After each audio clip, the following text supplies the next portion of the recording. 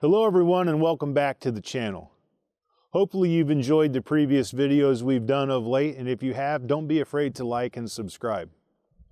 In an earlier video demonstrating this effectiveness of the .38 special caliber, we stumbled sort of along the ARX bullet concept with the flutes and the poly coating.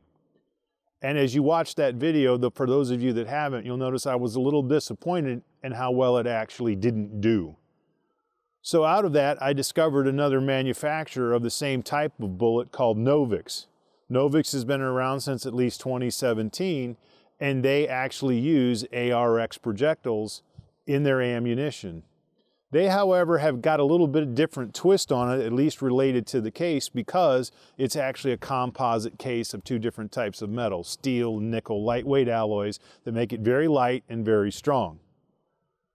However, one of the things that really piqued my interest was that the ammunition I've selected today for today's test is actually a 65 grain 9mm bullet, and it's actually touted to move out at around 1,800 feet per second. Who wouldn't want to try that? Now, in the previous videos, you notice under penetration, no tumbling, and very little cavitation with the bullets we've tested so far. I'm really hoping for a different result from NovX, but we'll let you know. I'm also going to shoot the NovX ammunition out of a 3-inch barrel SIG, as well as a 5-inch barrel Canik, to see if there's any substantial difference in speed and stopping power. One of the interesting things I got right off of NovX's site was the idea that it does shoot a considerably less recoil impulse as compared to conventional 115 grain ammunition.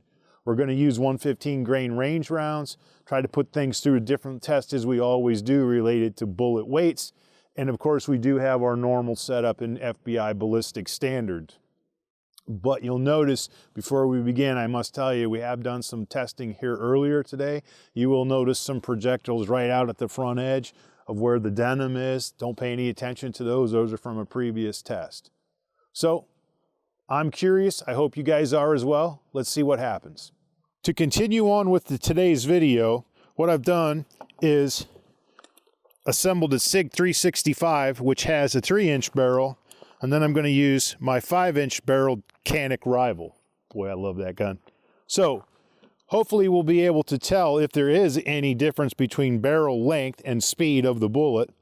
I've staged the magazine so that the first one out of the gun will be the NovX bullet, followed by a Remington 147 grain bonded, and then just your average run-of-the-mill 115 grain range round, full metal jacket.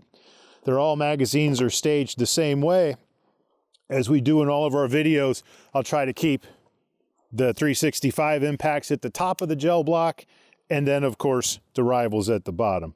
And I'll hopefully be able to remember to call out the speed. Remember, as you can see on the side of the box, 1,800 feet per second.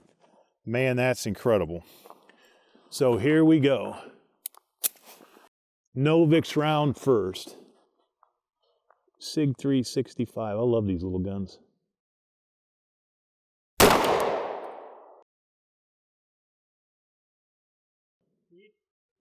Speed at 1602. By golly, that's pretty close. Incredible. Not too bad a recoil either. 147 grain Remington bonded. More recoil out of the bonded for sure. Speed at 901. And now we have the training round, 115 grain. It registered 901 as well, which probably tells me might be a chrono issue.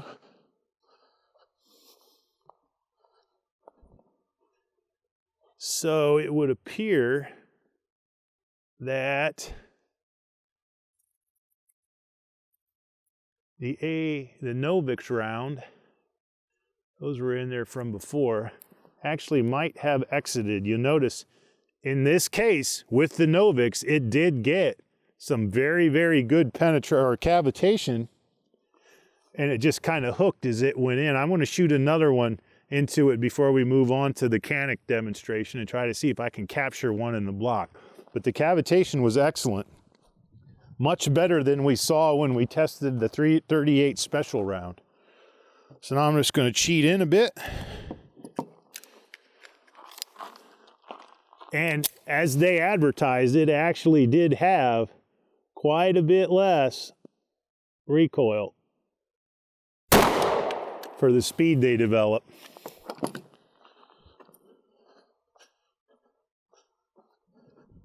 Oh yeah, there we go. Good cavitation. It did tumble as they advertised and easily obtained enough penetration to pass the FBI test. I would say that NovX has got something figured out. Now let's switch to the longer barreled Canik. And once again, we're going to try to stay on the bottom, and the magazines are staged the same way. That round hit 1567 out of the shorter barreled SIG 365. So towards the bottom, and we'll come in a little bit so they don't exit. Whoa, 1725, vastly increased speed as compared to the shorter barreled 365. Now we'll have the bonded. That is 1,028 feet per second. And then the range round. That was 1165 feet per second. Let's go see what we have downrange. Oh, wow. So this is massive cavitation here out of the ARX round, and you can tell it is pointed backwards.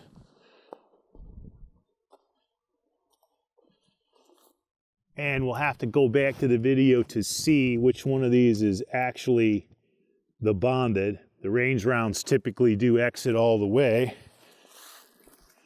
This is interesting here.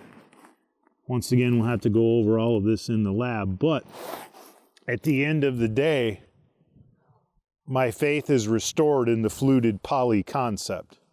As I noted while we were involved in the shooting portion of the video, my faith in the poly fluted concept has actually been restored. In the previous video, we used the ARX in 38 Special, and we've come to the determination that maybe one of the reasons why that didn't work was it never developed the high speed that the 9mm does in today's demonstration. It's remarkable how they can manage to push that bullet that fast out of that composite case.